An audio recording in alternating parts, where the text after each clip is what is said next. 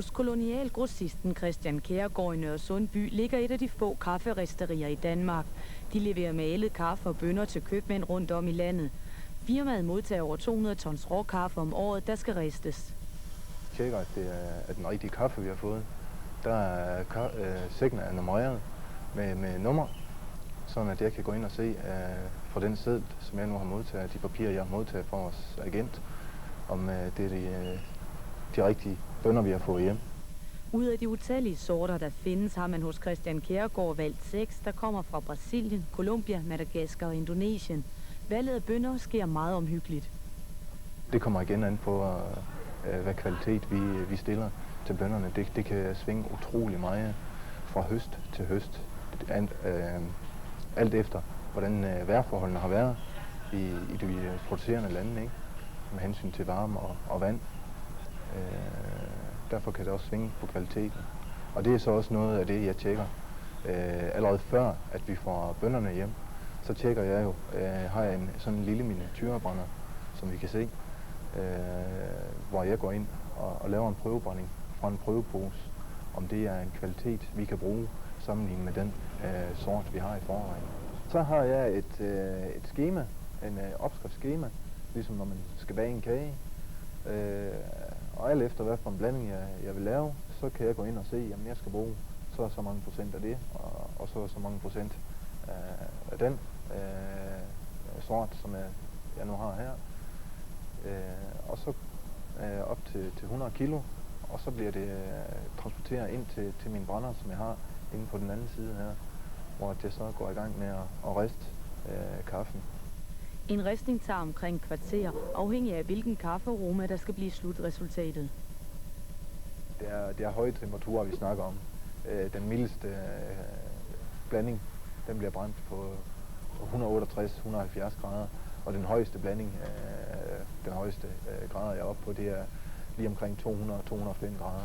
Hvordan kan du se, hvornår det er færdigt? Ja, jamen det er ikke let, i hvert fald ikke for udforstående at se, hvornår den er færdig. Det er noget, man bliver lært op med. Da jeg startede i afdelingen her, der startede jeg som pakker, altså ude i pakkerier herude, de første par år. Og der var der en herre her, som havde været i branchen i 36 år. Og det var altså en mand, der vidste, hvad det drejede sig om omkring kaffe. Han var en dygtig lærermester.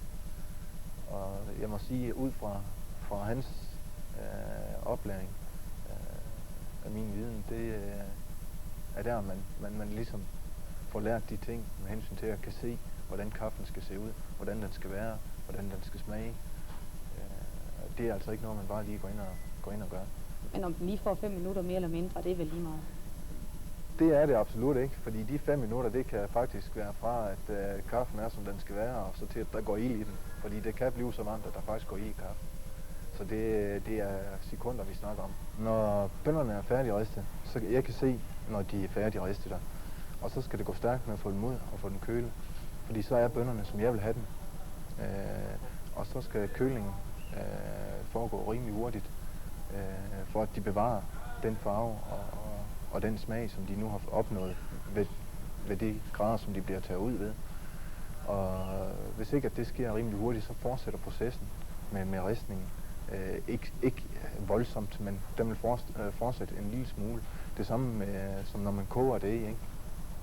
Hvis ikke at man får kølet det hurtigt ned, jamen, så fortsætter det sådan set også med at koge. Og det samme gør sig gældende med bønnerne, ikke også? Bønnerne er færdig afkølet. Efter brændingen er de meget skrøbelige, så den videre transport til kaffemøllen foregår med luft gennem rør.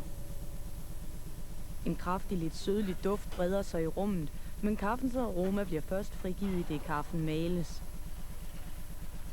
Noget af kaffen sælges som hele bønner, der males hos købmanden. Andet bliver malet og pakket, inden det bliver sendt ud i butikkerne. Det bliver til i alt over 30 millioner kopper dampende hed kaffe om året.